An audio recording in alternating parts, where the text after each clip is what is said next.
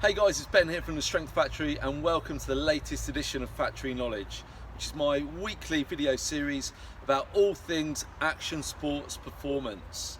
Now today I'm going to run through some fundamentals with you about how to look after your abductor muscles and why you should look after them. So first of all, what are your abductors? They're nothing to do with kidnapping.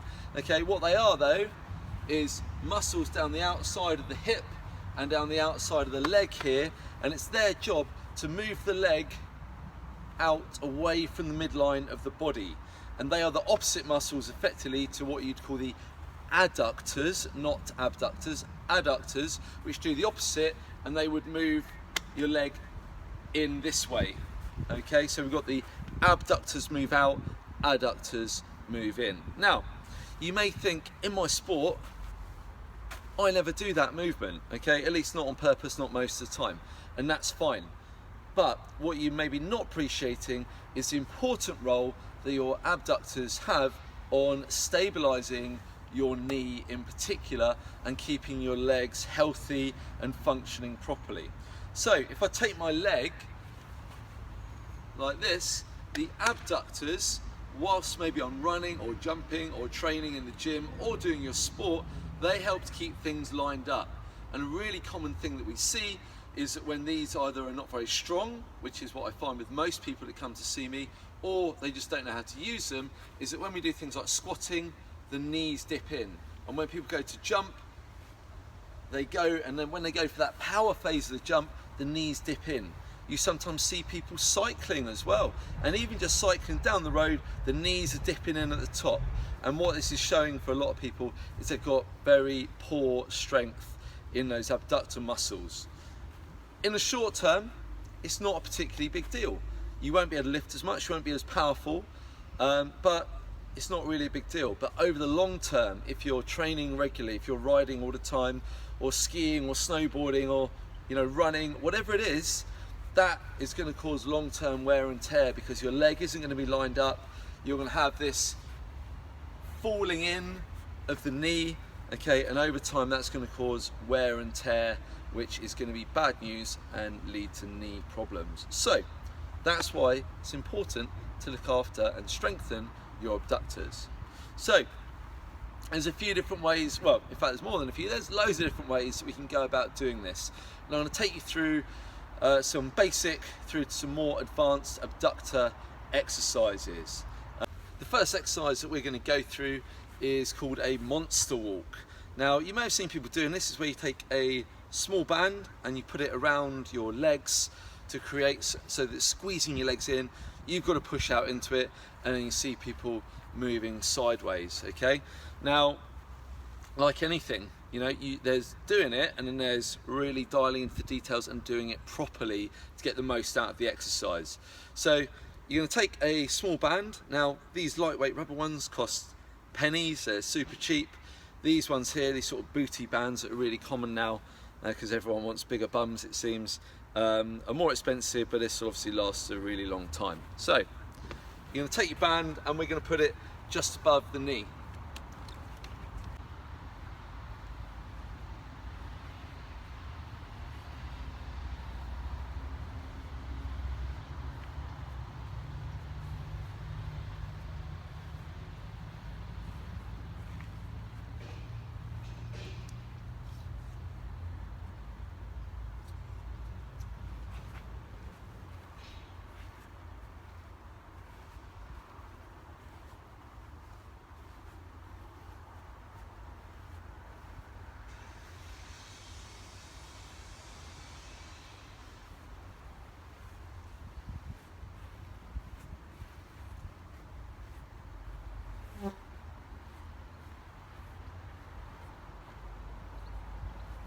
You can see there that I did a couple of different versions of the monster walk. I started with it in the easier position where it's above the knee, where I'm obviously going to be stronger. I'm going to be pushing the knees out against it, and then in my athletic ready position with the weight back in my hips and standing tall and braced, I'm then going to start crabbing to the side, sidestepping. Okay, now those of you who are looking closely may have seen that as I stepped out, I was placing the outside of my foot down first, okay? Rather than just stomping along and not thinking about it, place the outside of your foot down first on every step. So that's the little toe and that outward edge. So you're turning that foot, kind of almost like rolling it inwards ever so slightly, so that whilst you do that, that's really going to help to get the side of your bum working here, which is the area we're working on, as you know, the abductors. You will then see me drop the band lower down to the ankles, where obviously the lever of my leg is longer, so the exercise becomes harder, and do exactly the same thing, that smooth, controlled, crabbing sideways motion, okay? Try not to rock like a penguin, okay? Crab, not penguin. Once you've got that dialed, we can then also move forwards and backwards as well as laterally, okay? So you see, you look a bit like a cowboy that's had his horse taken away, and it's very slow and deliberate, okay? You see people doing these things in the gym as part of warm-ups and glute activation and all that business, which is cool, but they're not giving it enough attention, and they're just going through the motions, bobbing up and down. Yes, you're going to get some of the effects, but no, you're not going to get the maximum you can out of this exercise compared to doing it properly. The second exercise we're going to do is a side plank with a leg raise. Now, people often look at this and say, what are you doing? This is for like middle-aged women in bums and tums classes, but that is until you try it, when you're going to find that it's actually really quite hard. There's two versions. The first version you're going to do on your knee, and once you've got that dialed and you can do 3 sets of 10 on both sides, you can go full leg, straight leg. So I'll show you now.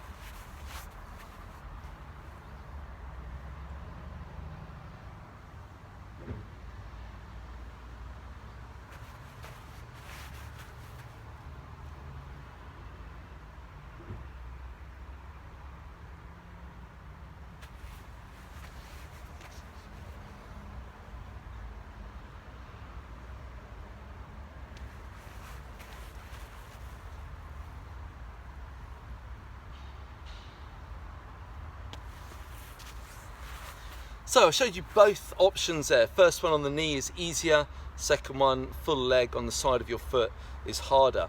I showed you side on and long ways on as well, so that you can appreciate the body position. My shoulders are stacked one on top of the other, and my hips are stacked one on top of the other, so I'm completely flat lying on my side. You've got to squeeze your bum to keep the hips high, and really we're looking to keep the body just straight as an arrow. Then as I pull the leg up, I'm just going to pull it slightly back, and that's really going to get your bum working here, so really get those abductors working. What you're going to see a lot of people doing is, if they're weak in the abductor, which you probably are, is they're going to lean back a bit and you're going to use your hip flexors. So they lean back a bit and then they kick forwards, and all we're doing now is working the hip flexor, whereas all I need to do is bring the hip forward there and pull the leg back. So if you're feeling it in the front of the groin hip area here, then that means you're not doing it correctly. You should be feeling it in the side of the bum. Slow, controlled, build up to 3 lots of 10 on each side. These are a really good one to do at the start of a session in a warm-up, before you're squatting, deadlifting, jumping and things like that. Third one I'm going to take you through is a bit different. It requires a bit of balance, and this is really a step on from the other exercises. So I'm going to work on a single leg in a hinged position, so my weight is back in the hips, and then when I'm in the hinge, I'm then going to open my body to the side. So the working leg is actually standing still and the body moves away from it, but what we actually get is we get to move into that abduction position.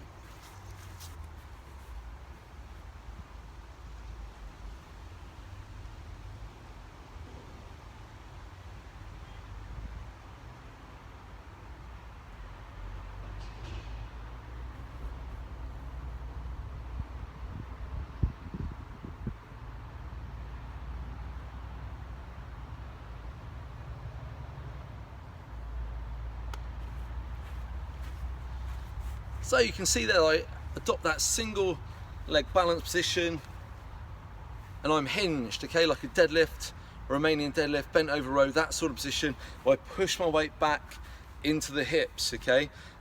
I'm braced, I've got a neutral spine and flat back, and then with the slight bend in the knee, in the standing knee, I'm then going to take my whole body as one unit out to the side, okay? Head, shoulders, torso is all locked, and I open out to the side there. And what that's going to do is that's really going to work the abductors on the standing leg, and it's a lot harder than you think, especially through it slow and controlled and without losing your balance. I would suggest that this is a really good one to do in bare feet or your socks, or I wear a really minimal trainer, so a barefoot trainer. There's no squidgy padding or any of that nonsense, so you can just feel the floor and feel what's going on. Again, we're looking for 3 lots of 10 on each side. Is a really great place to be, and especially focus on that lowering phase there, okay? And when you sit back into this and do it properly, you're really going to feel that bum light up, and you may also feel like your calves and feet working hard for the balance as well. What people tend to do wrong on this one is they tend to end up, they start down here, then they end up here, and they're too upright. Either that, or they just do the cock a leg like a dog, but they're not taking the torso as well, which is what we want to try and achieve to make it more demanding. The final one I'm going to show you, and again, these are just a small selection of the options available to you, is I'm going to use my booty band, rubber band, or a thinner one is fine. I'm going to get it around the knees, and I'm going to do some glute bridging, where I'm going to squeeze the bum and the hips up. So this is obviously, because I'm going to be pushing out into the band and really focusing on my bum working, this is going to be getting those abductors working, the glute medius and glute minimus, and amongst others, but it's also a really great hamstring and bum developer in its own right.